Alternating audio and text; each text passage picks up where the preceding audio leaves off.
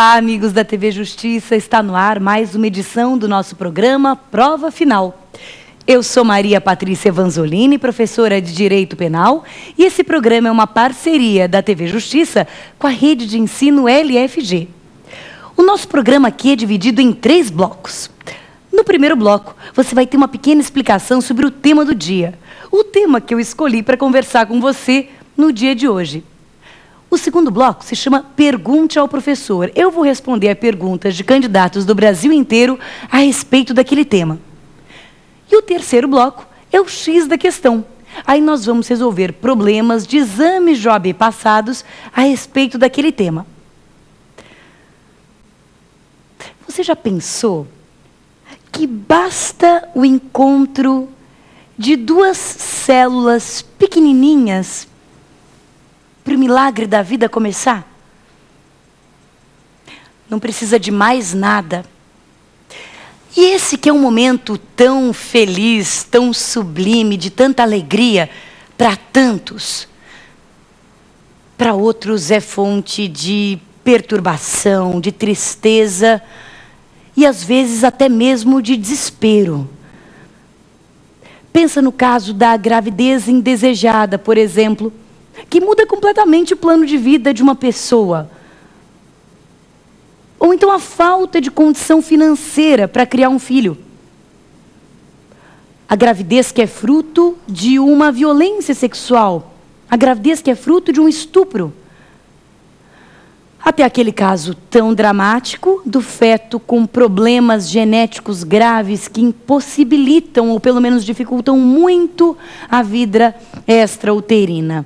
São tão incontáveis as situações e tão dramáticas as situações que envolvem esse crime, que é muito difícil, como seres humanos, nós julgarmos essa decisão. Mas o direito tem que julgar. E para julgar, ele tem que entender. Então, e esse é o nosso tema do dia. O crime de aborto. Você quer saber mais sobre ele? Então não sai daí.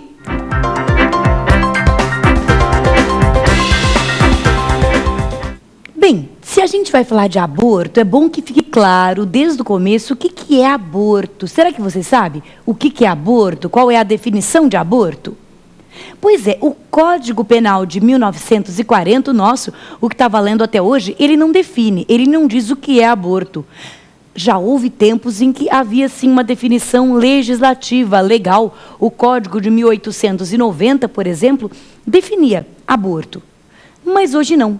Então, cabe a nós, doutrinadores, claro que com o apoio da medicina legal, definirmos o que é aborto para o direito penal. Então, anota aí, o aborto é a interrupção da gravidez com a morte do produto da concepção. É a interrupção da gravidez com a morte do produto da concepção. Começa daí um pouco de estranhamento, né? Alguns alunos me perguntam, produto? Mas isso é uma maneira respeitosa de se referir àquele bebezinho, àquele feto? Ele chama produto, é assim que a gente chama? Eu explico, eu vou chamar de produto, porque o produto da concepção é um nome que abrange a vida em todas as suas etapas. Porque o aborto protege a vida a partir de todas as suas etapas intrauterinas. Eu já explico. A primeira questão que pode cair no teu concurso, ou enfim, que é interessante a gente saber para a nossa vida prática, muito interessante mesmo, inclusive para a vida prática, é saber a partir de quando pode existir o aborto.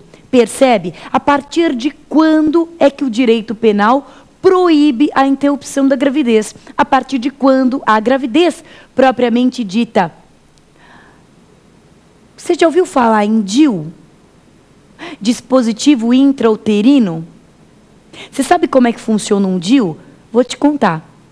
O DIU é um dispositivo colocado dentro do útero da mulher que tem 2 ações. Uma ação é contraceptiva. O material do qual é feito o DIU impede a própria fecundação. Mas se essa etapa falhar, o DIU ele tem uma segunda ação. O DIU tem uma ação antinidatória. O que significa isso? o DIU, mesmo se o óvulo for fecundado, o DIU impede que aquele óvulo se fixe no útero. Ele impede a chamada nidação ou nidificação. Isso quer dizer que o DIU pode muito bem expulsar um óvulo já fecundado. E aí? Isso é vida? Mas a questão é, se isso for vida, isso é vida protegida pelo direito? A questão é, a partir de quando o direito protege a vida? Muito bem. Existem aqui duas correntes. É interessante saber, para a nossa vida prática, é interessante saber para fim de concurso público. Existem basicamente duas correntes que hoje disputam a primazia sobre a definição do momento em que se inicia a proteção jurídica da vida. Veja, é diferente de uma discussão puramente biológica, quando começa a vida biologicamente falando. Não, o que eu estou investigando aqui contigo é a partir de que momento começa a proteção jurídica da vida, a partir de que momento a vida começa a ser um bem jurídico tutelado pelo Estado e, mais especificamente, pelo direito penal. Existem duas correntes. A primeira corrente é a corrente da concepção ou da fecundação.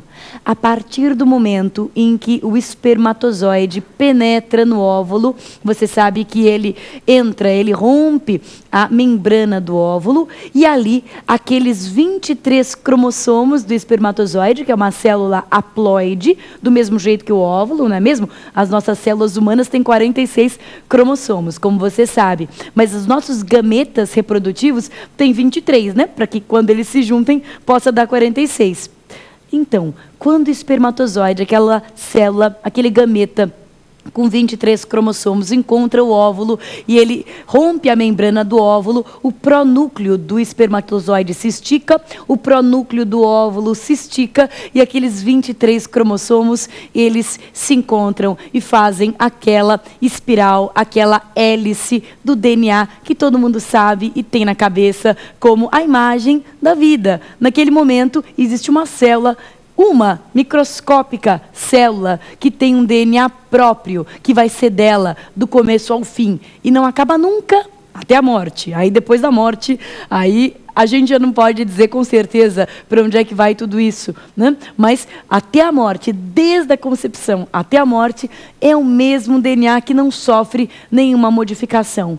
Portanto, para a teoria da concepção, é a partir daí que se inicia a vida humana, a partir da fecundação, da formação do ovo, né, que é a célula inicial do ser humano, e, portanto, a partir daí é que há aborto. Se eu impedir esse ovo de se desenvolver, de se fixar no útero, então já há aborto. Ok, é uma teoria que, enfim, tem muitos adeptos e é a majoritária. Se te perguntarem qual a majoritária, você pode dizer, de uma prova de concurso, que a majoritária é essa. Mas se a majoritária é essa, não é, meus caros amigos? Como é que nós vivemos numa sociedade que permite o DIU, ou que permite a pílula do dia seguinte, que é uma pílula que age depois da fecundação? Eu não estou realmente me posicionando e nem achando que tem ou não tem que permitir. Aliás, essa não é a minha função como doutrinador. Eu realmente não é a minha opinião dizer que sim ou que não. Mas o fato é que nós percebemos uma certa incongruência entre a teoria e a prática, não é mesmo? Porque na teoria a doutrina majoritária defende que existe proteção da vida a partir da fecundação, mas na prática a gente convive naturalmente na sociedade com dispositivos e com mecanismos que agem sobre o óvulo já fecundado, impedindo seu desenvolvimento. Por isso é que existe uma segunda corrente, uma corrente que vem sobretudo da Alemanha, no Código Penal alemão, ela inclusive é texto expresso de lei, que é a corrente da nidação.